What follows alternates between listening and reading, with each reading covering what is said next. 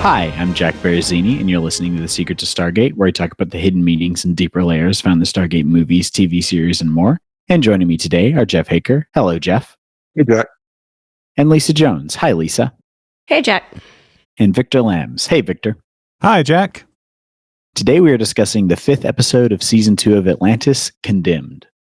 The team visits the planet Elysia and are ambushed on an island. They are rescued by an advanced ship and taken to the city, where they learn that the island is actually a penal colony. After returning to the planet, their puddle jumper is shot down, and Shepard, Taylor, McKay, and Ronan are taken captive by the convicts, who threaten to kill them unless McKay fixes the puddle jumper. Weir goes to Elysia, but is repeatedly given the runaround by the magistrate. The Wraith arrive, and it's revealed that not only are the Wraith wine snobs, but that they have an agreement with the magistrate. He provides prisoners for culling in exchange for the safety of his city. Unfortunately, as the number of violent offenders has dwindled and the severity of crimes that gets you served up on a platter has lowered, with the help of a prisoner who professes his innocence, the team is able to begin their escape. McKay is able to power the drone systems long enough to ward off the Wraith, while Weir opens the gate long enough for the remaining prisoners and the team to escape. The episode ends with the magistrate looking on in horror as the Wraith come to the city. Guess who's coming to dinner? Guess who's going to be dinner? What are your thoughts on this episode, Jeff? Yeah, this one's, it's okay. It's got some interesting ideas. I don't know that they panned out, the way they should have, or in a better way, but it kind of has an interesting idea of collaborating with the Wraith, which I don't think we've seen in Atlantis yet. I don't know. I honestly don't remember if we've seen much more of that, but it was interesting. It's kind of reminiscent of some of the planets in SG-1 of people, serving the gold, but this is a little bit different because they're kind of feeding, they're giving them food in exchange for safety. But it's an interesting idea of like the number of criminals are dwindling. So yet, like you said, they've got keep upping the punishments to get them meet the quota. So I had those interesting ideas, but yeah, the execution wasn't the best, and we never hear from I think his name is Eldon, the guy who goes with them to Atlantis, who's never referenced again as far as I can tell, and even in any books or anything. So a little I don't think that's a bad thing. He was such a memorable character. He was sent to Earth with all the other aliens they brought back. Such a sensitive representation of What about you, Lisa?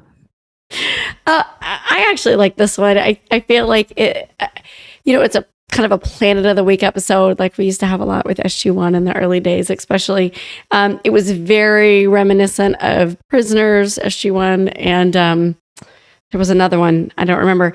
It kind of felt like a reused plot, not from Atlantis, but from SG-1. But that was okay. I mean, really, that was okay for me. Linnea was missing, which would have been nice.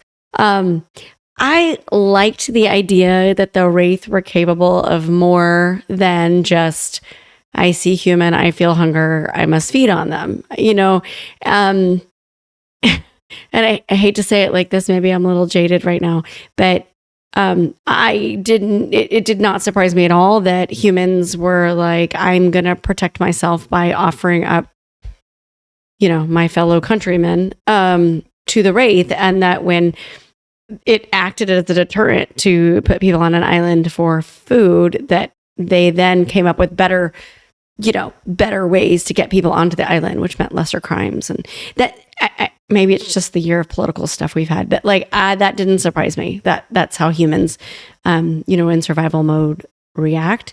I kind of liked it. I liked that the prisoners on the island weren't just like in the show Prisoners with SG-1. They weren't stupid. They weren't, they figured out how to use the weapons. They figured out how to shoot down the puddle jumper. It kept it kind of interesting. I liked Rodney being told that, I know you can do it. You're really smart. You're one of those guys who, needs us to beg you and make you do it because, all that. You need to feel needed. It had some moments. I enjoyed it. I know Victor has just been talking before we started recording about how much he absolutely loved this episode. So. I do not love this.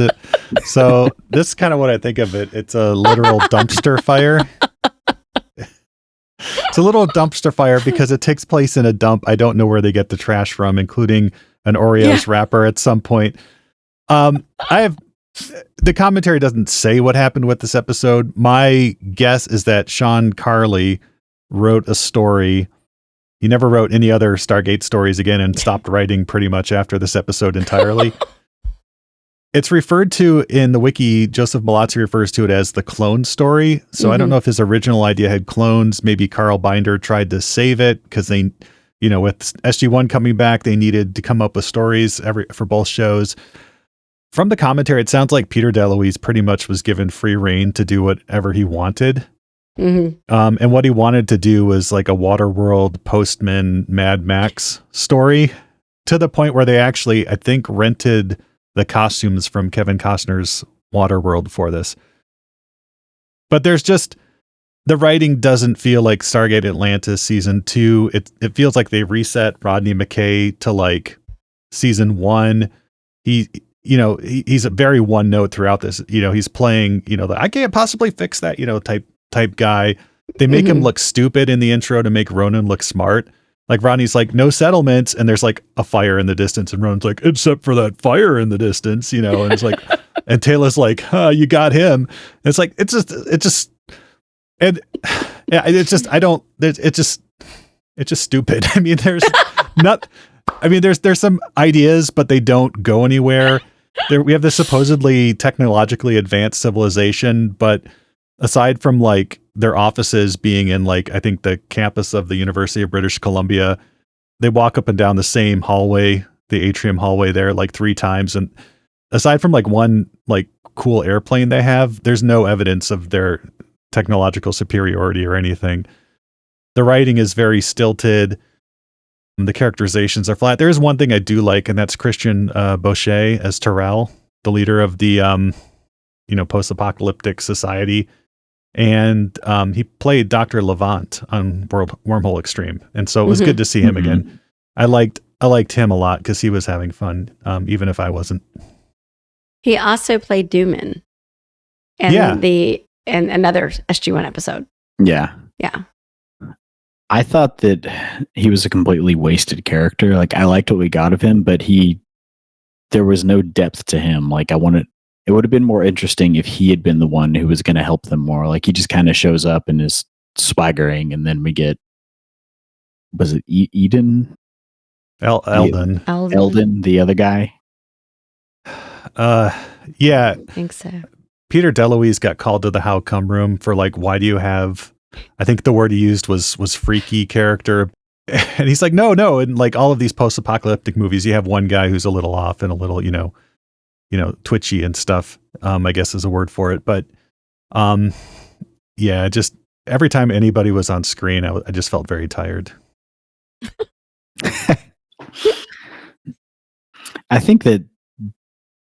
I feel like adding Ronan to the team with Taylor, they feel like very similar characters at this point. I know they'll probably be more differentiated later, but they're both kind of like stoic off-worlders.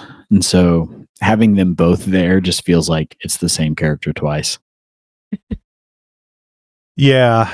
I mean, I did like the bit with the stew at the beginning too, I guess, where Ronan, like they come across this encampment and Ronan like immediately dives in to the stew, and Rodney is like calling him out. It's like, you don't know what that is. And then he immediately asks like, well, how good is it? Because Rodney likes food and stuff. So we're still getting used to Ronan, figuring out his quirks. And I'm sure when he was on the run, he saw food, he ate it. Yeah. He's on that seafood diet. And of course, the other guest star, Alan C. Peterson, who played the Canon in he played the magistrate here, but and the Canon in another favorite episode of mine, Demons. And I don't know what the direction was to him, except for maybe like ham it up beyond like any point of credibility, because he is just over the top and not in a good way in all of his scenes.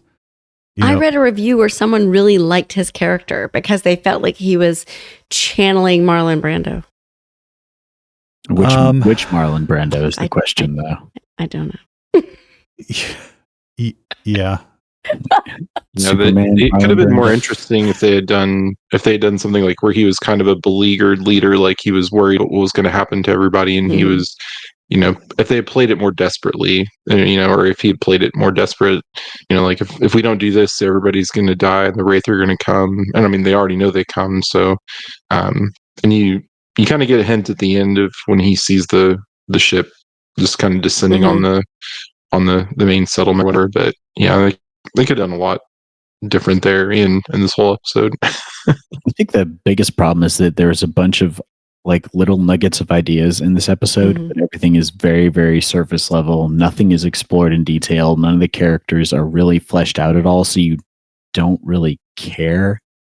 And they kind of have fallen back to annoying Rodney, which I don't like. I feel like Rodney's a character that when he's done well, he's really good, but it's very easy to do him poorly. Yeah, and I don't know what the excuse is for this, because assuming it was the story idea long ago was contributed by someone else. I mean, the writers in the writer room and David Hewlett should have stepped in, and Peter DeLuise should have done better for him. Did they maybe have too many other big episodes going on? So this one was like Probably. a slam it together. Let's just get it done. So, and I guess that's how I kind of see it. Not every episode for me needs to be a home run. So I thought it's watchable. It was entertaining. Is it the best well-written episode in the world? No. I mean, no. That I can think back to especially early SG1 days, and we had a lot of, we can go back and listen to us, like a lot of duds there. Yeah. And so you know what, to me, this one was, it's not the best, but it's not the worst. It was watchable, and entertaining moments and, Okay, how can a cannon shoot down a puddle jumper? We've seen those things take like multiple blasts from Wraith's darts, and like, an exploding rock like completely knocked it out and disabled all of its systems. And why weren't they in stealth? Yeah, exactly. It's like, well, let's just fly back. Woo. We don't need to be in stealth. The cannon has the special mineral in the cannonball. that's right. Unobtainium. That's Yeah, right. it has unobtainium in it. Yeah. And the other, can we talk about also how like slow Wraith cruisers are? So in this, there's 3 Wraith cruisers, and it's I don't know if it was a joke, but like we see them hovering and like flying very slowly to the encampment and giving 5 minutes for everybody on the island to escape. And I don't know why it's so slow. It's just like hovering in space. It's like, well, I guess we'll get there eventually. And And they I had don't no know. darts. Yeah, they had no darts. There was one, I think, like when it came through the gate, I think it was the dart. But yeah. Well, that was the special guy going to drink wine, right? Weir got to get off Atlantis and go do the thing that she is like a specialist at, which is negotiate. She wasn't good in this episode either. I mean, she's like there's no like, this almost sounds, this, I think they might even say, hey, this sounds too good to be true. But if it weren't for like the other lady like coming out and like giving her the whole plot, like they would never have figured anything out. And that is just immediately that they set that up and then just immediately pay it off with him coming in right after her. Like, there's no tension there. It's like, why did she even walk in? To give you an idea of like how much effort they put into this, the guards who are behind Marin or behind the magistrate who are like threatening. So as the people from Atlantis have their M16s and their P90s and stuff, and the guards, and they're in a standoff, and the guards are like behind them, and they look like they're about ready to draw their guns. They just had empty holsters. The prop people didn't even bother to give them guns to draw because it would have been too much effort to create 3 alien guns for this episode. They don't have like a stock of those at this point. I mean, Peter DeLuise was like, "Hey, see those guys? They don't even have guns in their holsters. They're just gonna like throw their holsters at him or something." It was like they were invisible guns. Yeah, they were stealth. And so that whole like standoff, it's like, nothing's built up, nothing really pays off. Just a bunch of stuff kind of happens. I mean, even go ahead. I have one explanation for why the Wraith cruisers are going so slow. they come to this planet and everything's just laid out for them, and the prisoners have nowhere to go, so they're just taking their time. They don't really care because they're not expecting resistance. The buffet is laid out. Yeah, Having a nice leisurely picnic there. Mm-hmm. Yeah. But even after like one of them is shot down, almost like, right? Because they managed to fire one drone, which, okay, you know, well, we have no power to anything but drones. We can shoot one of them, and it like almost completely disables the cruiser. The other two are just kind of like, oh no, one of our guys was just shot at. We should probably amble over there leisurely, you know, and see what's going on. I don't know. It was I'm just looking forward to what the YouTube AI is going to say about your summary. Yeah, exactly. Victor hates this episode. It's toned down a little bit. It doesn't think everything I say is dumb. It actually says like the hosts give a balanced, you know, assessment of this episode, and this is the ask AI in YouTube, that if you can go in, instead of having to watch this whole video, you can just no, they have to watch it. No, they have to watch it. Well, we're 16 minutes in and saying that, so people have at least seen the first 16 minutes, which I think is good for the algorithm. Okay, one thing I really liked was Marin's outfit, her costume, because I guess her skirt was so tight or pencil that she had to walk like really funny. Did y'all notice that? She had like this waddle walk. Penguin. Yeah. I mean, I noticed it, so it was interesting. So I'm sure the costumer made a choice there, and I appreciated it. So it gave her personality. Peter DeLuise noticed it because he commented on it on the commentary multiple times about how she couldn't move her legs or anything. She's like, and here we see how women on this planet dress. They are put in very tight skirts, so they cannot run or move their legs. They can't run away. Yeah. Maybe this is why the direction wasn't good. Peter DeLuise was just distracted by the skirts the whole time. There you go. Yeah. He didn't care about the rest of the episode.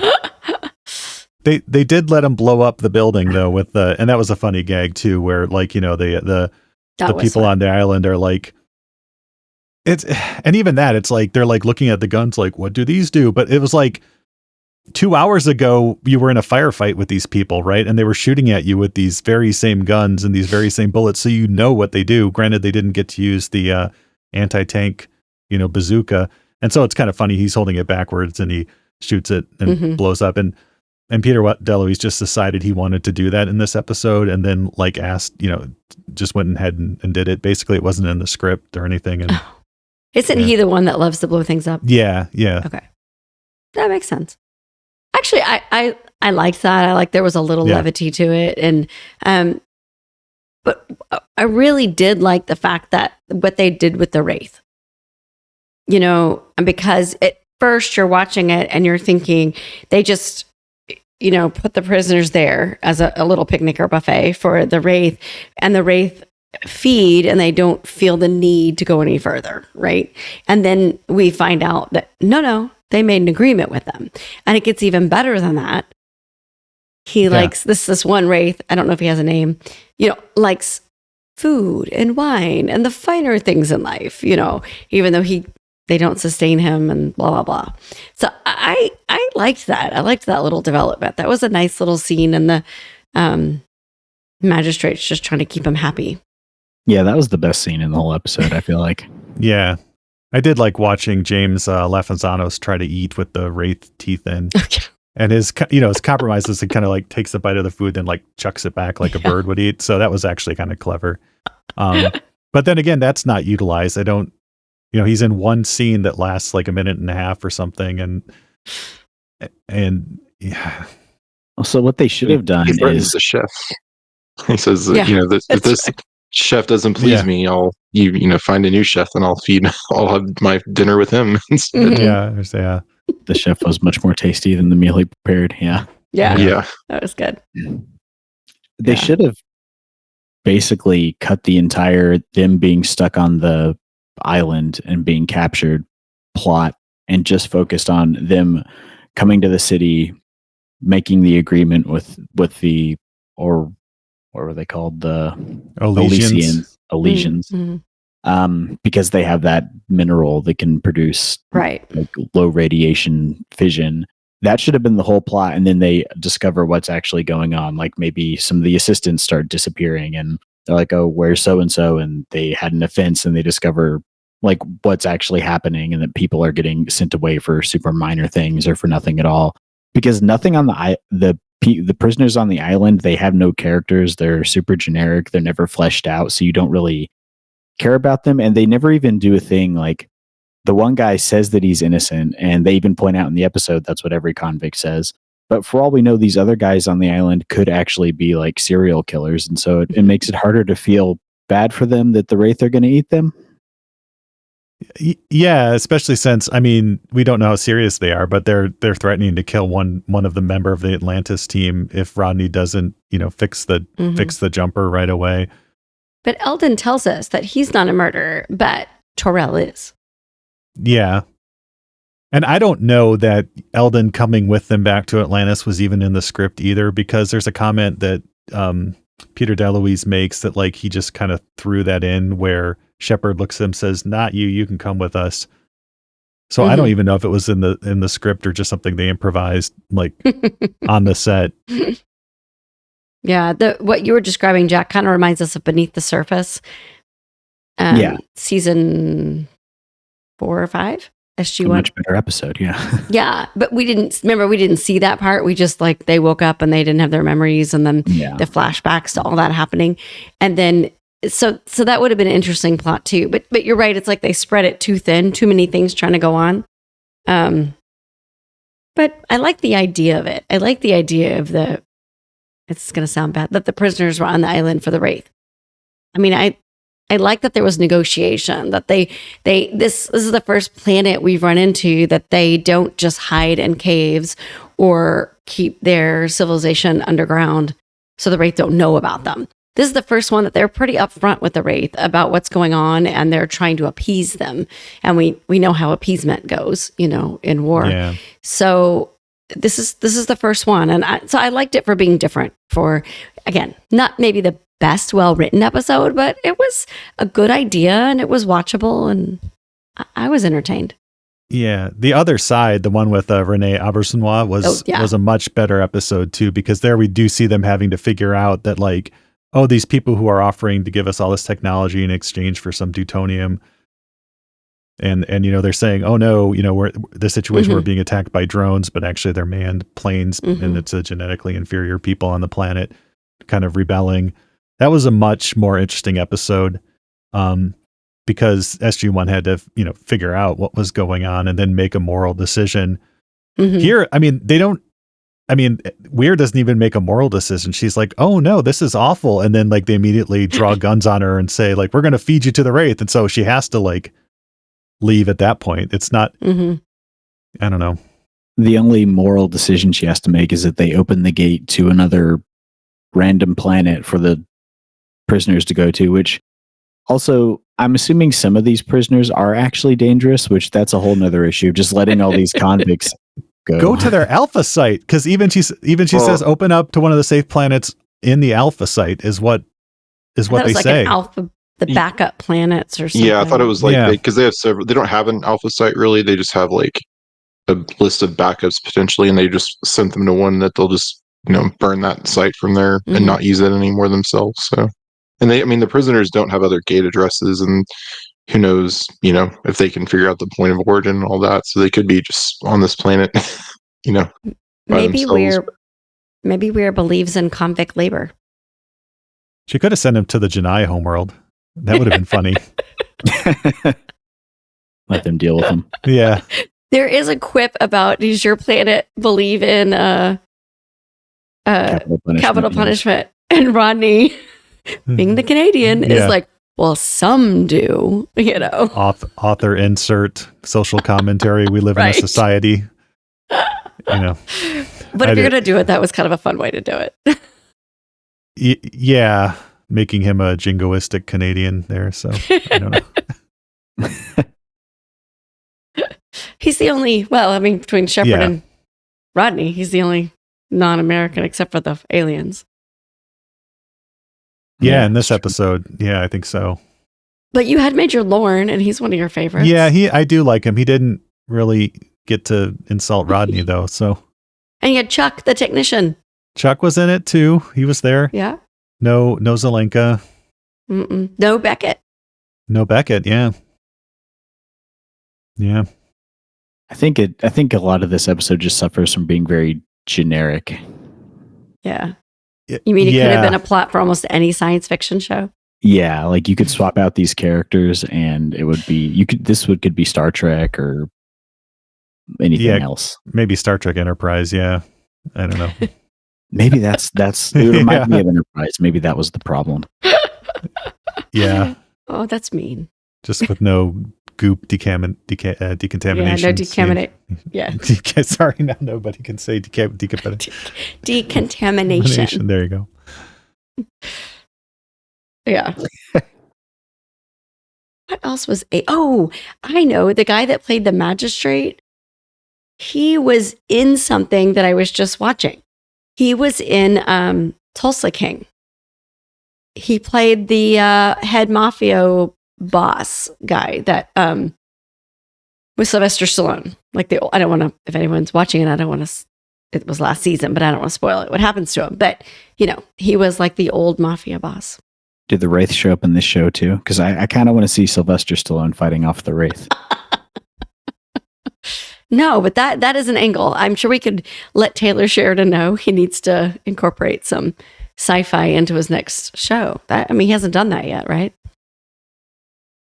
I've heard someone describe Yellowstone as Game of Thrones for boomers, which I thought was an interesting take on it. I've not seen it, but I've watched all of Yellowstone, but I've not seen Game of Thrones, so I can't help you.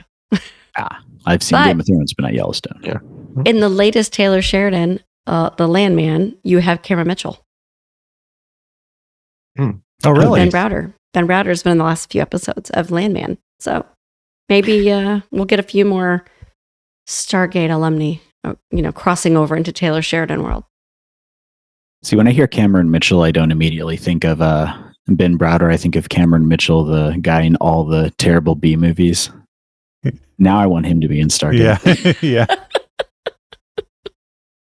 Maybe that's what it was. It felt like 1990 something versus 2000 and what was this, 2006?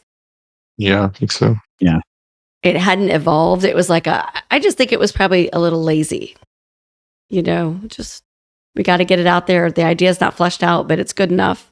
So let's just roll with it because we've booked all of our places and we've got all these people and we've got to film. It's the definition of filler. Yeah. Yep. But we've seen worse filler. That's true. There weren't like white plant people in it or anything. So with zippers. I would take that because at least that was memorable and I think so. Hilarious. Yeah. This is not memorable at all. No. Like there's I was thinking Fire and Water. Do you remember that one? Where Daniel Jackson gets sucked in by the aquatic, and he's having the flashbacks, and Carter with the is that the one with aquarium, huh? The fish man. Yeah. Okay. What fate Omarosa? Yes, that's it. Yeah. What fate Omaroka? Omaroka. Yeah, that's it. Yeah, no, this was better than that. But you're right. That was more memorable because it was really bad. Yeah. See, I'll take bad over boring any day. Yeah. There was a MacGyver reference. There was, and I think so. I had to look this up. This is the second MacGyver reference we've had in Stargate, and that always gets me thinking about like any sort of fictional universe that, like, show that takes place in the real universe. It's in its own slightly different universe. So, in the world of Stargate, does Richard Dean Anderson exist, and does he play MacGyver, and does Jack O'Neill just look uncannily like him? Is that how that works? Probably, just like Cameron Mitchell and Daniel Jackson look alike. Long lost twins. Yeah. It would have been better if you had Jack O'Neill walking around base and the new guy shows up and like, dude, you remind me of somebody. What can you do with a paperclip? Just the way the episode ends abruptly, and I looked it up afterwards. Like, there's no follow up to this. It just ends with the magistrate staring in comedically bad horror. Like he was doing his YouTube reaction. Yeah. Exactly. It's totally a YouTube reaction gif. It was ahead of his unveils time. Switch 2. Yeah. Yeah. I don't know. We don't And then even they just leave the puddle jumper on the planet for the Wraith to find. It's like the Wraith, any smart Wraith is going to like, okay, we're going to interrogate these guys. Oh, they say Atlantis was destroyed, but they're from Atlantis. That sounds suspicious. Maybe we should go back to that planet and look for the city again. You know, and then they leave the puddle jumper there. Well, let's look at the puddle jumper flight logs or, you know, for some clue that the city still exists. I don't know. At least this time they didn't say they were from Atlantis. They said they were like their planet was destroyed. And so they went somewhere else. They're from the planet formerly known as Atlantis. They did say they were from Atlantis. They said, yeah, we're from Atlantis, but the city was destroyed and now we're the survivors. And they've taken the Atlantis patch off. Shepard he has like a perfect cutout, the shape of the Atlantis patch, but at least he took it off, I guess, this time. Yeah, I guess the only other thing I would add is that the whole plot with Rodney having to fix the puddle jumper goes absolutely nowhere. The guy who we're introduced to him and it's like, oh, he might be really smart because he knows how to blow things up. Like that doesn't go anywhere. I was assuming it was going to be like, oh, at the last minute, this guy is going to help Rodney fix the puddle jumper and get the DHD working. We don't get any of that. You do the Scotty thing though of, you know, you always overestimate how long it's going to take, so that way you can appear heroic when you fix it earlier than that. Yeah, I love that. Even the Next Generation did that joke in Relics with the actual Scotty. Yeah, that's what I was meaning. And so you can't make that joke when the show is already that you're joking on has already made the joke and much better. They made that joke in Search for Spock. Oh yeah. But you're then assuming that all Stargate fans are like big Star Trek fans. Yeah, and we're not. Oh. So see, I didn't know that was a Star Trek joke. It could just be any sort of IT technical person joke. Exactly. That's true. I'm not in IT either. Oh. I have the opposite problem. I underestimate my time. I need to switch that around. Yeah. Do you bill by the hour? Because you might need to think about that. I should try that. Okay, do we have any alternate language titles, Victor? Yeah, Anything there good? were some interesting ones. Yeah, in German we got verurteilt, which is sentenced. So they're sentenced to the island. In French we get les condamnés, which is the condemned. So that scans. And then in Japanese we got Ryuke no Shima, which is Exile Island. Oh. Yeah. Could have had like a whole Survivor thing there because they use Exile Island and Survivor. Sounds like a fun anime show. Yeah, it does. Awesome. Y'all have any other thoughts on this episode? The only other one I had is it's kind of the first time we see collaboration with a Wraith, and that is a thread that's picked up and run with in a much better way. So that is, maybe this was kind of the seed of that idea. Mm-hmm. But aside from that, no. Cool. Awesome. Well, before we go, we'd like to take a moment to thank our patrons who make it possible for us to create The Secret to Stargate, including Irving N., Jacob J., Alan G., Lewis J., and Alan P. Their generous donations at sqpn.com/give make it possible for us to continue The Secret to Stargate and all the shows at StarQuest. And you can join them by visiting sqpn.com/give. And be sure to follow the show on Apple Podcasts, TuneIn, Spotify, iHeartRadio, and find our video versions at youtube.com/StarQuestMedia. To find previous episodes of Secrets of Stargate and to send feedback, please visit sqpn.com/Stargate. And you can email us at stargate@sqpn.com and follow StarQuest on social media at facebook.com/StarQuestMedia or on X at SQPN. And we'll be back next time when we'll be discussing the next episode of SG-1, Beachhead. Until then, Jeff Haecker, thank you for joining us and sharing the Secrets of Stargate. Thanks, Jack. And Lisa Jones, thank you as well. Thanks, Jack. And Victor Lambs, thank you too. Thanks, Jack. And oh yes, good idea. And when you're finished with their porridge, why don't we try their beds? They'll probably be just right. Yeah. And once again, I'm Jack Baruzzini. Thank you for listening to The Secret to Stargate on StarQuest. I'm sorry, but that just happens to be how I feel about it. What do you think?